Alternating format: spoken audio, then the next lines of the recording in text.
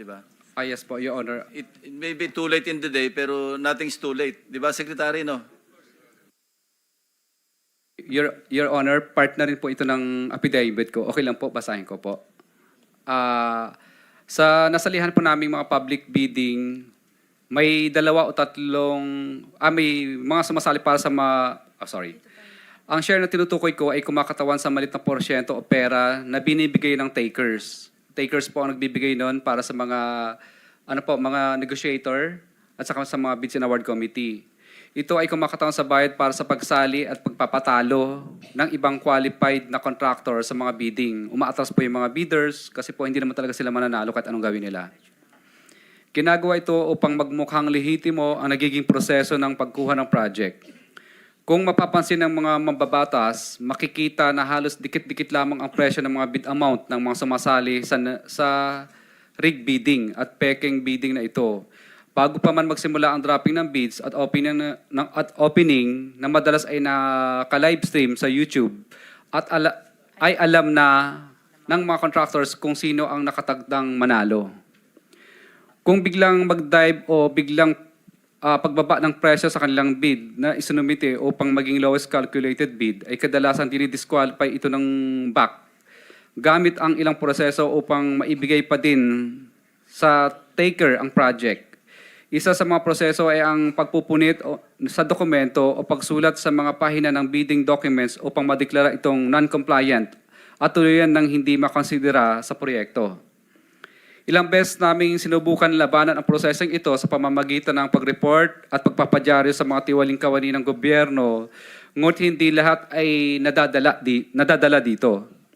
Mayroon akong mga naitagong newspaper clips na ako mismo ang nagkwento at naglahad ng mga kalokohang ginagawa ng DPWH, subalit hindi sila natitinag dito at patuloy pa din kaming dinidisqualify sa bidding. Naisip ko noon na kung magpapatuloy ang ganitong sistema ay hindi ako kailanman magkakaroon ng kahit anong proyekto dahil sa lantarang pandaraya na ginagawa ng mga kawani ng gobyerno. Ang taker ng proyekto naman ay ang mga may-ari ng project. Sila ay mayroon ng mga nakausap sa loob na Bids and Award Committee o ang mga BAC upang makasigurado na sa kanila mapupunta ang project.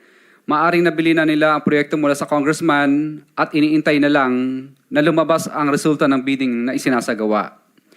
Sa madaling salita, nakaset na o nakaayos na sila ang mananalo at makakakuha ng mga proyekto. Ang taker ang siyang may-ari ng project. Yung sinasabi, nabagay mo yung congressman, may personal knowledge ka rito na tungkol sa mga participation ng mga congressmen o mambabatas sa bidding pa lang? Kadalasan po, Your Honor, sinasabi po ng negotiator na kung sino yung nakakasakop na distrito. Okay. Sige, please proceed. Sa madaling salita, nakaset na at nakaayos na sila ang mananalo at makakakuha ng mga proyekto. Ang taker ang siyang may-ari ng project dahil nabili na nila ito sa mga may interest o may hawak sa mga lugar na kung saan gagawin ang mga proyekto. Sila din ang nagbibigay ng share sa mga contractor na nais sumali sa bidding. Sa ilang beses naming nakasali at nanalo ng bidding, ay ilang beses din kaming tinutulungan ng BAC upang ayusin ang aming mga papeles. Lalo na kung dapat ay ma-disqualify kami dahil sa pagkakamali sa aming mga dokumentong isinusumite. Nag-iiba-iba lamang kung sino ang taker, negotiator, royalty, backup, player, at iba pang terms na ginagamit sa bidding. Ang nananalo sa bidding-biddingan na ito ay ang mga may kapit sa mga matataas na opisyal. Ang negotiator naman ang nag-aayos sa mga gustong sumali sa araw mismo ng bidding. Sila ay kadalasang tao ng taker o di kaya ay membro ng BAC upang makasigurong kontrolado nila ang magiging flow ng bidding pati na din ang magiging resulta nito.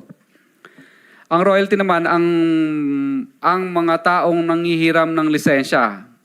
Sa kalakarang ito, ang totoong gumagawa ng proyekto ay ang mga contractor na walang sapat na kapasidad upang makasali sa public bidding.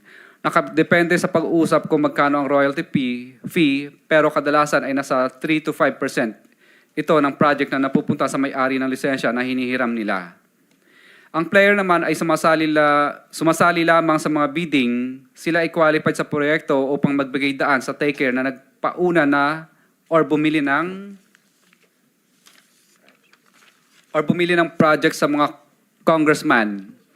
Kapalit nito ay tinatawag na share na agad-agarang nakukuha ng player upang magpatalo sa project at magmukhang lehitimo ang bidding o para magmukha siyang competitive bidding na naayon sa batas. Ang share ay kadalasang 1:1 or 1,000 per 1 million, depende sa naaprobahang budget ng kontrata. Ang obligasyon ay ang pera na binibigay ng mga contractor sa bawat kawani ng gobyerno at tao na involved sa proyekto. Ganito ang karamihan sa nagiging proseso na tinatawag nilang bidding sa DPWH, kung saan usually ay negotiated na or may nag-aayos na at may nakatalaga ng dapat makakuha ng proyekto. Sa umpisa pa lamang ay rig na ang bidding dahil hindi pa nagsisimula ang pinaka-bidding ay may nakabili na ng proyekto o may mga nakatakda ng manalo. Kadalasan, upang makakuha ng proyekto ang mga contractor ay nagbibigay ng mga advances sa mga politiko upang ma-reserve ang isang proyekto at siguradong sa kanila mapupunta dahil hawak ng mga politiko kadalasan ang mga tao sa Bids and Award Committee. Ito ang mga sinasabi nilang SOP. Sa araw ng bidding ay meron ding nag-aayos sa mga sasali na tinatawag na negotiator upang makontrol kung sino lamang ang bibili ng bidding documents at kung sino lang ang makakakuha at makakabili ng bidding documents, sila lang ang pinapayagang sumali sa public bidding. Nagawa-gawa lang para magmukhang lehitimo. Ang ibang qualified na contractor ay madalas na hindi na pinasasali at binibigyan ng tinatawag na share o porsyento. Ito ay nagagaling sa taker o ang nakatakdang manalo sa bidding para mai-award sa kanila ang project. Ang halaga ng isang share ay nakadepende sa presyo ng project na naaayon sa dokumentong galing sa DPWH. Ang halaga ng share na nakukuha ng mga contractors na sumasali ay pumapatak sa 1 to 3% base sa total na presyo ng proyekto. Ibig sabihin, Excuse me, sundan ko lang. Ilang 1 to 3% yon yung binibigyan ng share? kadalasan po kung ilan po yung sumali Hindi, sa... ilan yon? Karaniwan? Average? Number of participants sa bidding? Depende po sa dami ng sumali. Kapag masyado pong Pangkaraniwan yung, on the average, ilan yung sumasali? kadalasan po, pinipigil na lang sila na hanggang 10 lang dapat sumali So, instead na 10, 50. 53%. Hindi po. Bali, yung 3% po, hati-hati na lang po Hati-hati yung lahat na. ng contractor Okay, thank you. doon. Base sa total na presyo ng proyekto, ibig sabihin, dito pa lang ay may nababawasan na agad na pinaka-operational budget ng taker. Kung susubukan naman naming hindi sumali sa kanilang gustong gawin at susubukan naming nasumunod sa tamang proseso, ay pinapunitan nila ang aming mga dokumento pang-bid para ma-disqualified o maka-classify bilang non-compliant. Kami agad. At hindi na ikinukonsidera ang mga dokumento para sa bidding process. Sa ganitong sitwasyon ay wala din kaming matatanggap na ganitong dahil hindi kami nakisama sa gustong mangyari ng mga taker o tinatawag din naming sunog o lugi. Kasi may bayad para makabili ng bidding docs. Ibig sabihin, talo na po yung pinambili po naming bid docs pag hindi kami nakisama. 50,000 po yun kadalasan. Ang patakaran lang ito ay kadalasan ay ginagamit nilang pananakot sa mga contractor dahil pag na-disqualify kami o maging non-compliant, may posibilidad na kami ay tamaan o mabigyan ng sanction ayon sa 3-strike policy upang ma-blacklist kami. So, ibig po sabihin, sinasadya nilang ma-disqualify kami na 3 ulit para wag na kaming sumali ulit kasi mabablacklist na po kami. Wait, meron kang document. Are you willing to sign that document na parang affidavit din at isabit mo sa komite? Yes po, Your Honor. Pero may The whole point is, parang sinasabi mo, the contractors are at the mercy of DPWH officials who sometimes are at the mercy of politicians. Yes po, Your Honor. Long and short. Yeah. Mahaba pa ba yan? Yes, Your Honor, konti na lang po. Oh, Tapos sige, ka lang go po. ahead. Ang back ay involved sa ganitong sindikato simula pa lamang sa pagbili ng bidding documents hanggang sa matapos ang pag-evaluate ng bidding at may award ang proyekto. Minsan ay mismo ang back secretariat mismo ang negotiator upang maisigurado na walang makalusot sa contractor. Nagiging mas madali ang pagkuha ng project dahil may tinatawag sila na padulas o ang perang kinukuha ng back mula sa contractor. Sa ganitong pamamaraan ay pinapadali din ng BAC ang pag-award at pag-ayos ng mga bidding requirements sa project. Ibig sabihin, kahit dapat wala silang pinapaboran ng mga bidders o contractors dahil may mga padulas, ay sila mismo ang tumutulong para mapabilis ang proseso. Kadalasan ay sila na ang nag-aayos at nagsasabit mismo ng bidding documents ng kumpanya upang mapabilis ang mga billing na naayon sa accomplishment ng project. Kung hindi ito gagawin, ay gigipitin nila ang mga contractor, pupunitan ng mga papel upang mahirapang ma-award ang project. Sa ngayon, patuloy pa din namin na inaayos ang mga listahan ng mga nakatransaction namin mula noong sumali kami sa bidding noong 2012. Base sa aking mga naging obserbasyon, nakadepende sa nakaupong presidente ang porsyento. Noong panahon po ni, okay lang po, Your Honor, noong panahon po ni former President Pinoy ay umaabot po ng 10%. At sa panahon po naman po ni President Duterte po ay umaabot naman po ng 12 to 15%. Subalit ngayong panahon po ng mahal na presidente ay umaabot na sa 25 to 30% ang total ng porsyento ng proyekto ang hinihingi ng mga congressman gamit ang kanilang mga tao o tinatawag na bagman. At ito ang pinakamataas na hinihingi sa lahat ng mga contractor sa Pilipinas, sa aming mga contractor po. Kung hindi kami susunod sa ganitong gawain, ay bibigyan nila ng problema ang project namin gaya ng mutual termination at right-of-way problems. Minsan ay ginagamit nilang panakot ang blacklisting kung saan hindi na kami makakasali sa mga bidding sa loob ng isang taon. Kaya madalas ay sumusunod na lang kami sa gusto nila. Ilan sa mga nakausap namin sa bawat distrito ay example lang po ito. Ay sa Quezon City, for example, si D. Eloida ay lagi akong tinatawagan pag lumalabang kami sa bidding na may taker sa mga projects nila. Kaya nakikisama na lang kami kasi pag hindi kami Teka muna, sabi mo example lang, hindi yan accurate? At totoo po ito. Ay, bakit example? Kasi po, ilan lang po ito sa mga babanggitin ko kasi masyado Sige. po mahaba. Nakikisama na lang kami kasi kapag hindi magagalit ang politiko na may hawak sa kanila at tatanggalin sila sa pwesto at ipapaba-blacklist daw kami sa pamamagitan ng 3-strike policy. Tinatanong ko kung sino politiko dyan, ngunit ayaw nila itong sabihin dahil sa kanilang posisyon bilang district engineer. Sila ang may control ayon sa kung sino ang congressman ng district na nakakasakop sa area ng projects na nilalabanan namin. Year 2022 onwards, ang kalakaran po dito tuwing sumasali sa bidding, hinaharang kami agad ni Lynn, negotiator sa bidding. Kapag matigas ang ulo naming nagdadrop pa rin kami sa aming bids, kahit anong subok naming ayaw buksan ang financial bid na aming isinumite. Kapag nanalo sa bidding, matatanggal si D.E. Loida. Siya po mismo ang tumatawag sa akin para magpa-disqualify na lang kasi kapag hindi, gagawin di umano ng paraan upang madali o sa 3-strike policy. Para maiwasan naming ma-blacklist at magalit sa akin ang politiko na may-ari ng mga projects, tinatanong ko sino ang mga politiko ng district ng mga congressman na nagpapabidding sa DPW's Quezon First Deo.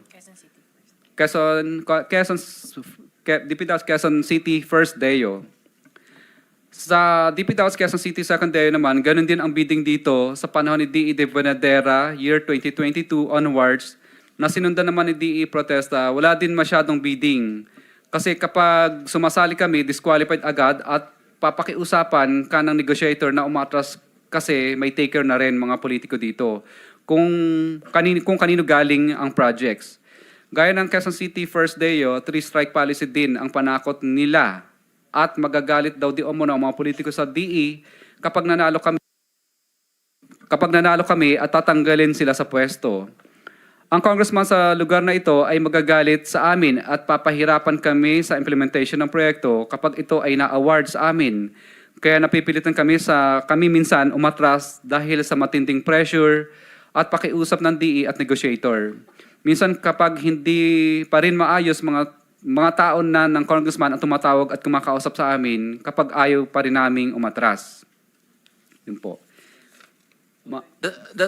Anyway, pattern na establish mo yung pattern. Secretary Bonoan, Joseph Cabral, nabanggit niya since 2012.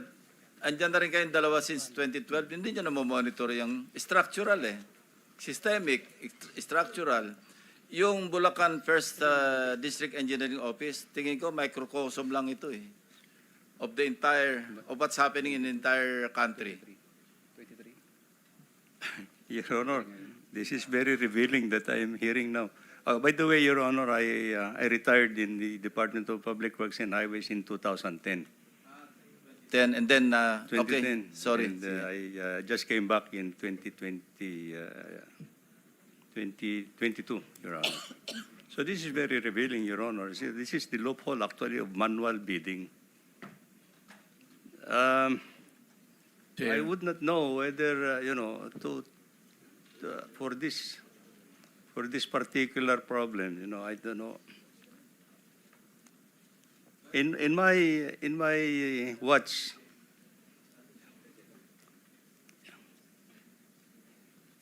Your Honor, I recall that I've been signing blacklisting of contractors because of three-strike policy, because of these bidding procedures that has been narrated now, Your Honor.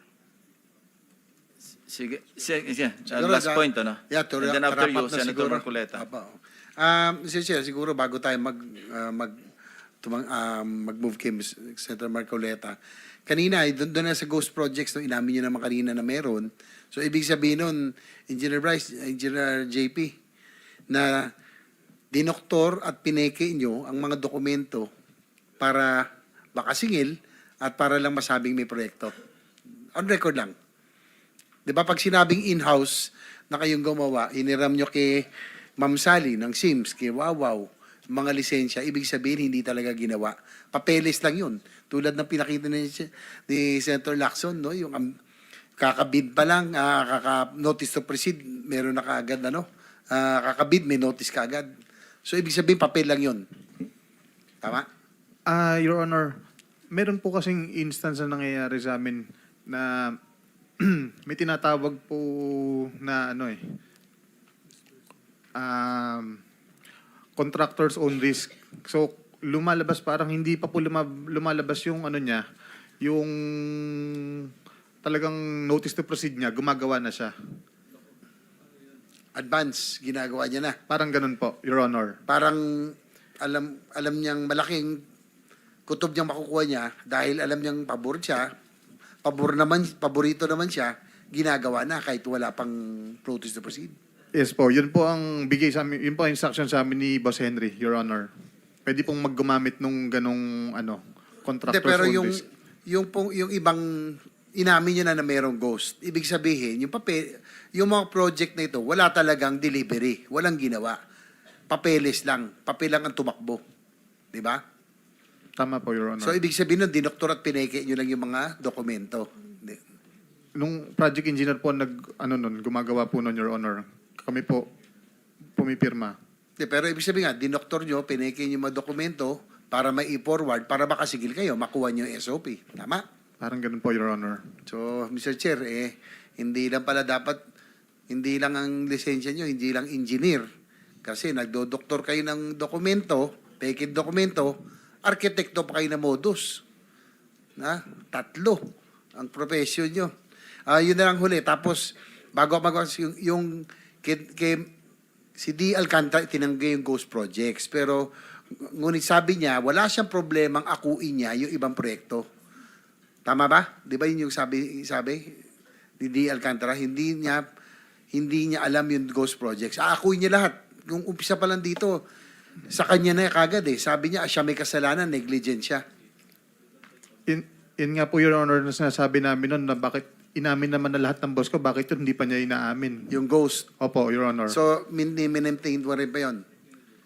Minimaintain mo pa rin na alam ni Opo, Your Honor. ni boss mo na alam yung ghost. Opo, Your Honor. Si JP Mendoza, sige lang, bago tayo meron kasi akong info na nagkausap kayo na sinabi mo raw sa inyong boss na oo, akuin namin talagang hindi niya alam. Totoo ba hindi? Hindi po, Your Honor. Kumbaga, nung time po na nagpa-meeting po siya, binabanggit nga po niya na akuin nga. Bali, sabi pa nga po, nung nakaraan pa rin kay Engineer Bryce, pumunta nga daw po kami dalawa kay Secretary Bonoan at doon nga daw po kami magsabi. Baka naman hindi kaya ginost nyo lang si Engineer Alcantara ng boss nyo, Engineer Hindi. JP, Hindi Engineer po, Your Honor. Bryce. Ghost project, baka ginost nyo lang hindi ba? Your Honor, hindi po talaga ako makakakilos at makakapagdesisyon ng hindi alam ng Lahat boss alam ko. niya. Opo, Pero Your kasi, Honor. Opo. base kanina sa testimonya ni JM Ramos, si engineer, doon sa nakita niya, talagang nagalit si engineer, si DE sa inyo. Kaya yun ang gusto natin malaman, kung sino talaga ang may kagagawan doon sa ghost. Yun nga po, Your Honor, ang pinagtataka ko rin kasi very timely kung kailan po siya lumipat kung kailan po siya na-promote at saka naman po nagka-problema tong ganito. Dati naman po, mula 2019, wala pong nagiging issue na ganyan. Yun lang po, Your Honor. That's all, Mr. Chair. Thank you. For the information about Senator Marcoleta, we have suspended the 5-minute rule as well as yung intervention na one follow-up question. So, you're Mr. Chairman, next. You just- can take all the time that you need. Mr. Chairman, just an administrative matter before. Yes, Senator Pangilinan. Yes, considering that Undersecretary Bernardo had been mentioned earlier and that he had been invited to attend today and he is absent, he was subpoenaed today. For your information, he will attend on Thursday.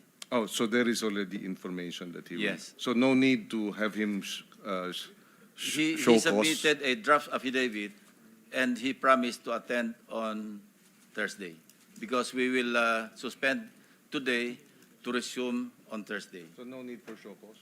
No, because he committed to attend and he Okay, will also make his own revelations. Thank you for the clarification, Mr. Thank you. Chairman. Senator Marcoleta is recognized. Salamat, Mr. Chair. Hindi ko na po nakikita si Secretary Boying Remulla, Mr. Chair. Meron po bang naiwan na USEC man lang ng Department of Justice? Anybody from the DOJ? Wala si PG, Padulyon ngayon. Anyway, he will come back at 1:30 to 2, between 1:30 and 2 p.m., Your Honor. Kasi kaya importante po ang aking itatanong sana sapagkat kaninang tinatanong ko siya, pinipilit niya yung opinion niya na kinakailangan talaga magsoli yung mga diskaya para tanggapin niya yung aplikasyon. Wala naman po talaga sa batas yun. Ipipilit ba ang opinion ng isang undersecretary o isang secretary ng Department of Justice samantalang maliwanag po ang requisites ng batas? Itingnan mo po natin ngayon, Mr. Chair, ang dilemma nitong dalawang mag-asawang ito. Narinig po natin ang supplemental affidavits nila. Sa aking palagay, very extensive revelation ng mga pangyayari na ating binubuksan ngayon. Ngunit dahil nga nagpahayag kayo ng opinion ninyo, ito po yung kanina pa pinipilit ko na parang na-discredit na sila kasi kung ikukumpara sila kay Bryce Hernandez, mas kapanipaniwala si Bryce Hernandez. Masasakripisyo ngayon, whatever is the quality o madidiminis ngayon ang veracity ng kanilang testimony. Ito po yung kanina pa gusto ko nang sabihin sana. Paano natin paniniwalaan sila ngayon kung nakapagpahayag na tayo ng opinion tungkol kung sino po yung dapat paniwalaan dito? For the record, Your Honor, naniniwala ako sa kanilang mga pahayag ngayon. Alam niyo, yung credibility, relative yan eh. At one point, si Bryce Hernandez, as I also mentioned, was not credible. He started becoming credible because of new revelations. Afterwards, he may not be credible again. Relative po yan eh. Kaya Hindi po. pwedeng, wala pong cast in stone na credibility, walang cast in stone, especially in a hearing like this. Yung pinakamaingat nga po na gagawin natin, minumungkahi ko, Mr. Chair, na huwag na po tayong magbigay ng opinion. Makikita naman po natin sa pagdaan ng in the course of our discussion kung sino talaga ang maglilinaw na makikita nating nakakatulong sa ating pagdinig. Ito lang po ang gusto kong sabihin. Pangalawa po, ang mga diskaya lamang ang unang nagbigay ng sworn affidavit nung i-float ko po yung paraan na maaaring makatulong sila ng higit sa pagtuklas natin kung sino talaga yung mga proponents. Wala namang iba eh. Sila yung nakipag-unahan. At dahil doon, naimungkahi ko nga sapagkat yun naman ay nasa batas talaga. Nasa Section 4 po ng batas ng WPP. Kaya po namin sila kinonsider. Ngayon, kung sasabihin po ng Department of Justice na kinakailangan pa palang testingin ang credibilidad, ang sincerity, yung goodwill, na wala naman po sa batas yun, paano po yung aplikasyon nila? So sa mga tweet, yung batas po, yung batas mismo na tinatadhana para sa mga ganitong klaseng pagkakataon, hindi po nabibigyan ng katuparan. Ang sinasabi po nila, kinakampihan ko raw ang mga diskaya. Hindi po, tuntunin natin from the beginning. I am very consistent. Ang batas po ang aking sinusunod, ang tinutuntun ko. Meron po kasing isang taong nagsabi, nag-intriga, nagpalabas ng kung anong klaseng intriga, na ako raw po, o maring hindi ako, isa raw mambabatas ang lumapit sa diskaya, humihingi raw po ng 1 billion pesos. Para po yatang nagkasundo sa 120 million na lang. Isipin po ninyo, kapatid po yata yun ang ating colleague, si Ben Tulfo. So ngayon po, ang dami nagsasabi na baka ako yun. Sa akin lang po, okay lang yung magpalabas sila ng ganun eh. Basta may maniwala lang sana na mas maraming tao na hindi totoo ang sinasabi. Para sa akin, okay na po yun eh. Mr. Diskaya, meron bang pagkakataon ako nagpahaging sa iyo ng kahit ano pa? Your Honor, wala po. Wala po talaga. Saan ang galing yung binanggit ni Ben Tulfo na merong isang mambabatas? Your Honor, wala po akong idea, Your Honor. Hindi po Ben Tulfo, Ramon Tulfo pala. Sorry. Your Honor, wala po akong idea, Your Honor, kung saan po nanggaling.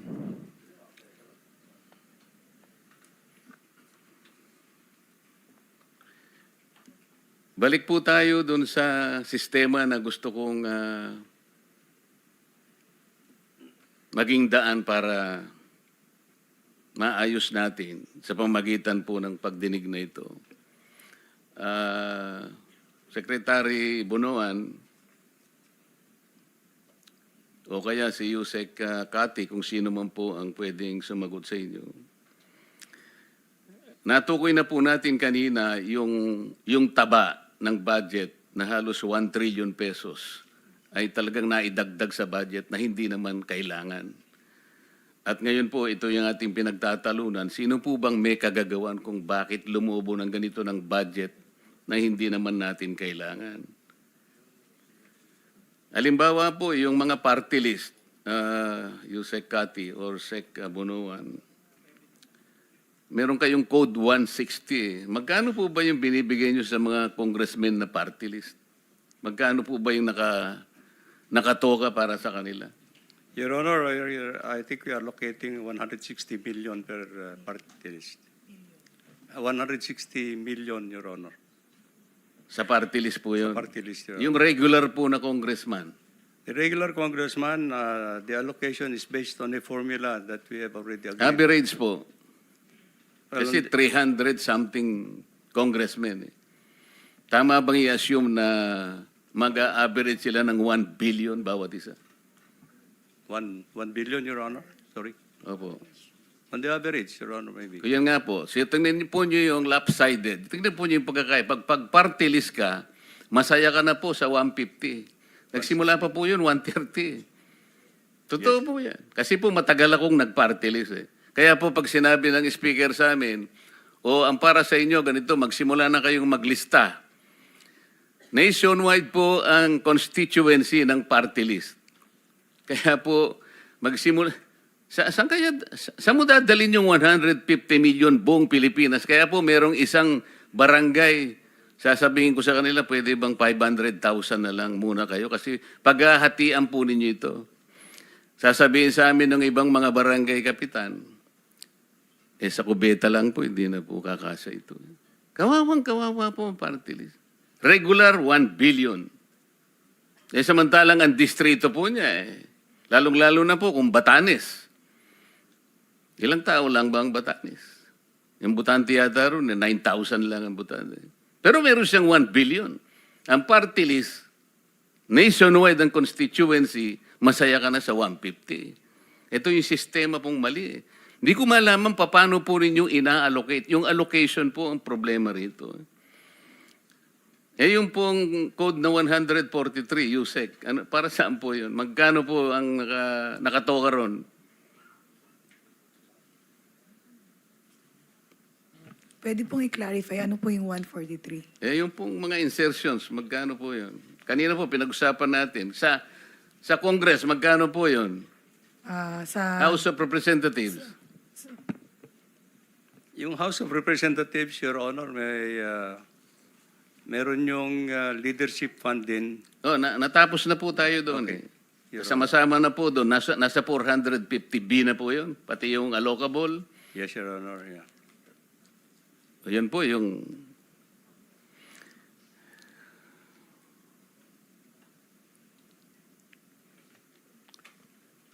Mr. Bryce Hernandez, para naman hindi naman ako masiro, gusto rin kitang tanungin. Kahit sinabi ng chairman nung isang nakaraang pagdinig na na-exasperate na sa'yo, sinabi sa'yo, incredible ka talaga. Kasi hirap mo talagang paniwalaan. Pwede mo bang bigyan kami ng estimate sa flood control projects lang, 2023 to 2025, magkano yung value ng lahat ng flood control projects sa Bulacan? Sa distrito mo lang, yung first engineering district. Mabilis pong computation siguro.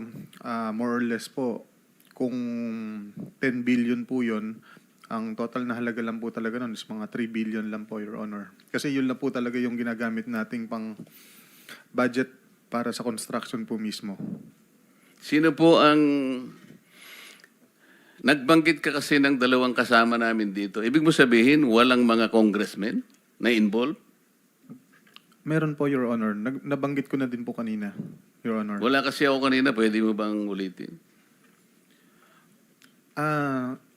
Ang sinasabi kong involvement, yung katulad na binanggit mo sa dalawang kasama namin dito, humihingi rin ng porsyento. Opo, Your Honor. 25% po. Sino-sino sila? Si Kong Zaldi ko po. Hindi, sa Bulacan ang sinasabi ko eh. Nabanggit mo na si Saldi kanina. Isa mismong first engineering district ng Bulacan. Your Honor, ang kausap po, ang Congress po namin doon nung 2020 to 2025, si ano po, Kong Boy Cruz. Kaya nga, sila rin ba ay ganun din ang patakaran, kumukuha rin, kagaya na sinasabi mo sa dalawang kasama namin dito? May pag-uusap po sila ni Boss Henry. Alam mo rin yung pag-uusap eh. Kasangkot ka rin eh. Magkano nga? 30. Hindi po, Your Honor. Ang Magkano? alam ko po, 15 to 20% lang po. Sino-sino sila? Yung congressman po na, nung panahon pa yun, no 2022, si Kong Diche Pancho po, tsaka si Kong Boy Cruz po. 23, 24, 25. Sino-sino sila? Yun po sila po, Your Honor. Sila po ang congressman dun sa panahon na yun, Your Honor. Sino-sino ba yung congressman ng First Engineering District? Hindi mo kilala? Yun nga po, binanggit ko po, si Kong Tina Pancho po, si Kong Boy Cruz po, saka si Kong Danny Domingo po. Sila po. Silang tatlo lang Sila lang po ang congressman po namin. ng First Engineering District. Yes po, Your Honor. So sila, 15 to 20, paano yun? Opo, parang ganun po, nasa 15% po to 20%. Pero yung doon po pumapasok din yung nabanggit po ni Congressman Toby Chanco na meron pong yung mga bumababa po sa lugar nila na wala silang idea, basta bumababa na lang po, doon po yung meron pong parking. So si Congressman Saldico, ilan naman ang sa kanya? Nasa 25% po, Your Honor. 25% ng how much? Kung magbaba po siya Kanina sabi mo, 3 billion, di ba? Opo, kung magbaba po po siya ng 1 billion, that's 250 million po, Hindi. Your Honor. Sinabi mo na kanina, yung total sa First Engineering District, 2 billion pesos. 3 billion pesos, kamo. Example lang po yun, Your Honor, na yun lang po yung magagastos sa actual construction po, Your Honor. For example, na 10 billion po. Pero ang magagastos, Ang magagastos lang po talaga sa actual na pagpapagawa ng proyekto is kung 10 billion po yung budget, nasa 3 billion lang po. I think matitira 7 billion. Yun po yung, doon po pumapasok yung mga iba-ibang gastos, Your Honor. Kasama na po yung proponent. Ilan nga yung gastos para sa proponent? Yun ang malaki. Opo, Your Honor. Ilan sa 7 billion ang para sa proponents? Yun po, 25 to 30% po. Magkano nga yun? 2.5 to 3 billion po, Your Honor. 2.5 to 3 billion? Yes po, Your Honor. Opo. Of 7 billion. Hindi po. 25 to 30% of 7 billion. Kaya nga 3.5, 2.5 to 3.5. Your Honor, hindi po kasi, ano po, ang titingnan po kung magkano po yung ibinabang budget sa appropriation, for example po, 10 billion, kukunin po dun sa 10 billion yung 30% po. So, that's 3 billion po, yun po yung proponent po. Sa buo. Opo, Your Honor. So yung proponents, 3 billion. Opo, in short, 30% po, kung magkano po yung ibababa. Hindi tayo nagkakaintindihan. Gusto ko kasing makwenta ilan lahat ang napunta sa mga proponents na sinasabi mo. Sabi mo, merong congressman, tapos sinama mo si Saldico, tapos meron ka sinabi ritong dalawa sa amin. Ilan ba yon sa kwenta mo? Your Honor, ang congressman po na regular namin, iba po sa party list. Magkakaiba po sila, hindi po sila pare-parehas Kaya ng nga, gastos. ilagay mo na lang kamo. Sinabi mo nga 15 to 20% eh. O ilan sila? 3, 4, 5? Ilan ba? Bali, regular na congressman po namin 3. Tapos may mga iba, marami pong nagpapababa ng pondo sa amin, Your Honor. Iba-iba po. Hindi lang po senador at party list. Kaya nga gusto ko lang bigyan mo kami ng idea magkano talaga between 2023 to 25, sinabi ko na sa iyo, ang napunta sa mga proponents lang para magkaroon kami ng idea kung magkano ang nawawala. Your Honor, wala po akong exact figure kasi kung magkano po ang napuntang bumabang budget 2022 to 2025. Kaya po nagbibigay po ako ng example na kung ang bumaba po doon is 10 billion, 30% po approximately ang napupunta sa proponent po. Naiintindihan ko yun eh. Kaya nga, kwentahin natin magkano nga lahat ang napunta sa proponents using your own example. 3 billion po, Your Honor. Lahat na? Yes po. Lahat na? Approximately, Your Honor, ganun po. Paano natin ngayon kukwentahin yon? Kasi, alam mo, narinig ko si Chairman sa isang privilege speech niya, 2023 to 2025, yung pinanalo nyo sa nilustay yung pera sa casino, 2.1 billion yata. Okay? Si Boss Henry po. Hindi, bali sa privilege speech ni Chairman, 2.1 billion na yung inyong ipinatalo. Okay. Ngayon, sa proponent sabi mong ganyan, 3 billion. Apo, for example lang po yan.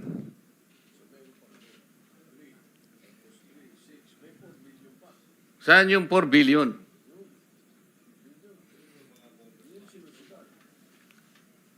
Ha? Okay lang po ba ipaliwanag ko yung detailed na ano po? Kanina ay mong paliwanag ng detail, ngayon nagpapaliwanag ka ng detalye. Kinukwenta ko lang kasi. Apo. Kahit pa paano natin kwentahin, imposible. Pagkatapos sasabihin, ikaw ang most credible.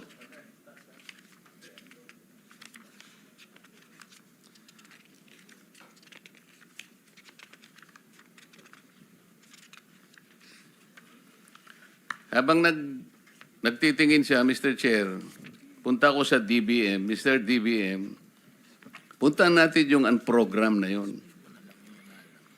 Bakit nagpapasubmit kayo sa DPWH ng program? Ba't napupunta? Para saan yun? Sir, di po kami nagpapasubmit. Sila po ang nagsasubmit ng request for chargeable against the unprogrammed appropriations. Sino nagsasubmit? Ang agency, actually, sir, the agency ang nagre-request Sino po. nga ang agency? In this case, for flood control projects, then of course, the DPWH, Kaya Mr. nga, Chair. pero hindi naman, wala naman sa budget nila yun sa DPWH eh. Kayo naman ang nagmamanage nun eh, di ba? Yes, sir. Oh. Sir, a special budget request, of course, is being submitted by DPWH, who is signed by, of course, the Secretary of the DPWH. We have that request, Mr. Chair. Yun na nga eh. Ang sistema nga ang gusto nating korekin eh. Hindi naman mag-a-appear sa budget nila. Bakit sila nagsasubmit sa inyo? Ba't kayo naman tinatanggap nyo? The Pwede nature, naman kasing wala na yung program eh. Yun ang ibig ko sabihin eh. yeah. The nature po kasi ng unprogrammed fund po is during the submission doon sa ano po sa NEP, wala pa po talagang list of projects. We being the NEP, or rather the unprogrammed appropriations, is Alam na a po standby namin fund. yun. Do not preach to the choir. Okay, sir. Okay?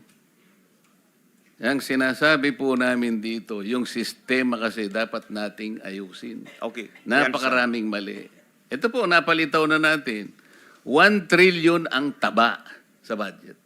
Hindi kailangan. Cholesterol. Kasama dyan yung unprogram. Di ba?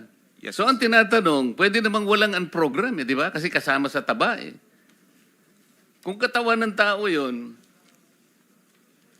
ang pinoproteksyonan natin sa katawan natin yung cholesterol, hindi ba? Sir? Yes, Mr. Chair. Oh. We leave that to the, of course, wisdom of the Congress, Mr. Chair, because the, Hindi of nga, course, the NEP pabayaan is mo being na yun. Sinasabi ko nga, hindi naman kailangan talaga eh. Ina-address natin ang mali sa sistema. Kasi, uulitin ko sa iyo, hindi man kailangan, kasi ang DPWH kasi, siguro, ewan ko, sa takot nila siguro, baka mamaya guluhin yung kanilang nailatag, bigyan natin ng, kailangan may allocable. Nakisama ulit tayo. Oh, may leadership na naman. Kaya po lumulobo ng lumulobo eh.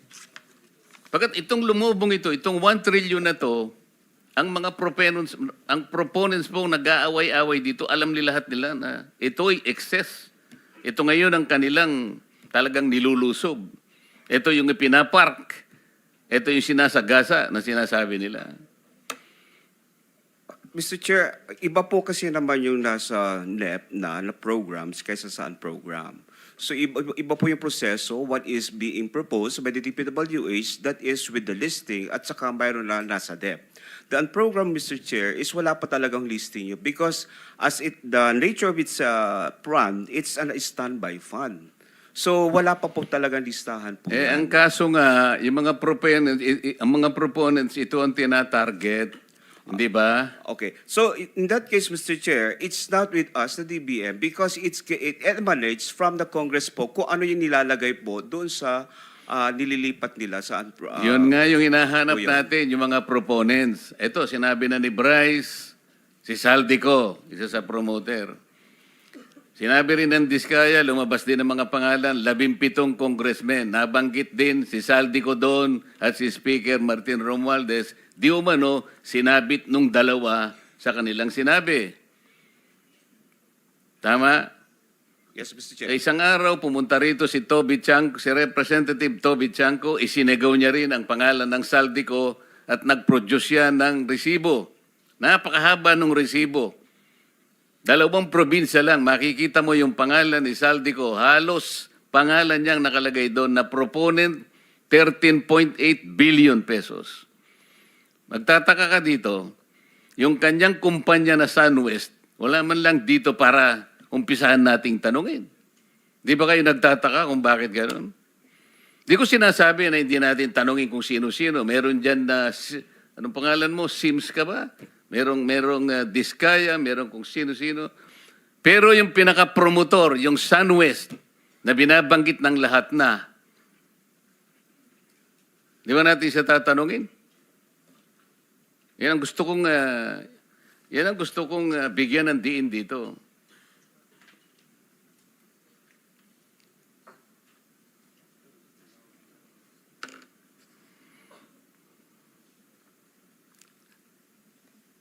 Wala na yata si Mr. Chair. Sino po ba? Ikaw bang, ano po? Yes. Mr. Chair, tatawagin ba natin si Mr. Chavit Singson sa susunod nating... We will advise that to the chairman. Mr. Chair, kailangan siguro sapagkat siya din ay nagsiwalat. Hindi natin alam kung ano yung nasa likod ng kanyang pagsisiwalat na yun.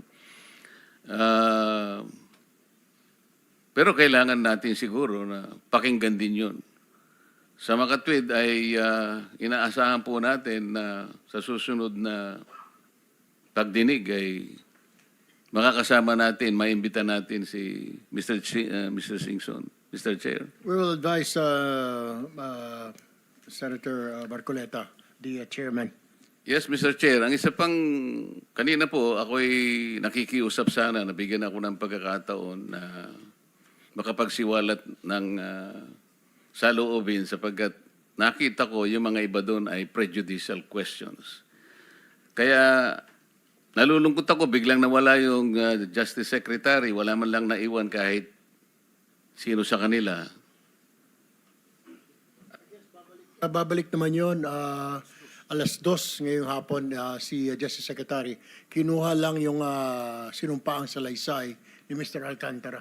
But they will definitely be back here by 2 o'clock. Sana ay makabalik naman siya. Kasi ang isang isusunod ko sana na isang prejudicial issue bago sana tayo magsimula kanina pa. Nauna po kasi ay biglang nabanggit po yung tinatawag na legislative immunity. Na si Bryce Hernandez nga ay, di ba Bryce, nag-request ka pa nga ng legislative immunity? Opo, Your Honor. At ginrant pa nga eh. Ayoko po sanang banggitin o sansalain ang ating Senate President nung nakaraang pagdinig at ating chairman tungkol sa bagay nito. Sapagkat nung araw na yon, ang pinag-uusapan natin ay yung tungkol sa aplikasyon ng mga diskaya. Ayoko pong mabanggit na naman na parang sila lang ang dinidepensa ko. Magmula po kanina, consistent thing sinasabi ko, yun lang ang tanging paraan na alam ko sapagkat yun lang ang paraan na nasa batas. At ako pa'y napagkamalan na parang napaghalo ko nga po daw yung legislative immunity at saka yung Witness Protection Program. Sinabi ko po categorically, I know the distinction between these two concepts. Kasi po ang legislative immunity po ay tinatawag ding parliamentary immunity. Sa akin pong maliit na kaalaman bilang isang abogado, ang parliamentary or legislative immunity applicable lamang po sa mga mambabatas. Kami po, mga senador, mga congressmen. Hindi po applicable sa inyo na mga witnesses. Baka naipagkamali po kasi yung konsepto ng testimonial immunity. Na sa ibang bansa po ginagawa, yung iba. Pero sa ating jurisdiction, maski sa atin pong mga rules, Mr. Chair, wala pong legislative immunity. Yun nga po yung gusto kong ipaalala para hindi po tayo nami-mislead. Kasi kamukha na si Bryce. Naniwala si Bryce eh. Nag-apply. Mr. Chair, you cannot grant something that was not been validly granted. Senator Marcoleta, I think you can raise that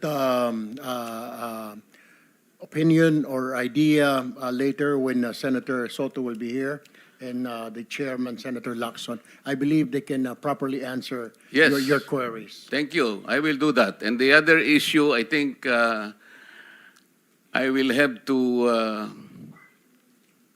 bring this in the Senate floor this afternoon, Mr. Chair. I'm a little bit worried about the collaboration that the Blue Ribbon Committee and the ICI is now having without defining the limits, the nature and the extent of the collaboration between the ICI. The ICI is Independent Commission on infrastructure. I do not know how independent they can be if they are dependent on records, on information, or people that we can produce for them. Ayoko pong mangyari, Mr. Chair, na parang ang Blue Ribbon Committee is the investigative arm of the ICI. Parang hindi po tama eh. We're supposed to be on the lookout. Meron po tayong doktrina on separation of powers. Meron po tayong institutional boundaries. Meron po tayong system of checks and balances. Baka po makompromise ito eh. Kaya po gusto kong i-discuss natin in the Senate Hall, not in this committee, kung paano po ang relasyon. Sapagkat yung pong ICI, binasa ko po yung kanilang powers, parang kailangan, gusto nilang makipag-coordinate sa lahat ng, pwede silang kumuha ng impormasyon sa Korte, sa Senado, sa House of Representatives, sa Sandigan Bayan. Paano silang magiging independent kung lahat na lang ng pinupuntahan nila? I want them to be independent as they are. Sana ipatawag din natin sila, Mr. Chair, para magpaliwanag sila. How can you be independent if you are too dependent on several branches of government? I think Thank you, Mr. Chair. Thank you very much. That